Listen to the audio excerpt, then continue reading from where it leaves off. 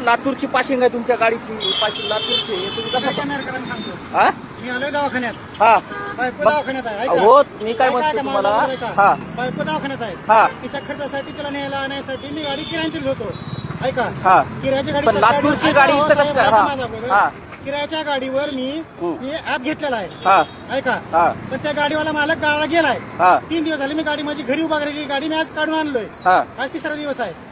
पण तुम्ही लातूरची गाडी इथं कसं काय चालवता हे म्हणतोय. गाडी पण नाही हो मला. चालवायचा संबंधच नाही ना इथं. इथं कसं काय चालवता? इथलं परमिट आहे का तुमचं? इथलं नाही पण लातूरचं परमिट आहे हा ना. मग तिथं गाडी इथं चालवता हा तुम्ही. पण मला दवाखान्याचा खर्च 4 दिवस. दवाखान्याचा संबंधच नाही ना. उद्या काय झालं तर ह्याला काय भेटणार आहे? उद्या ऍक्सिडेंट झाला ह्याला काय कसं कसं भेटतं?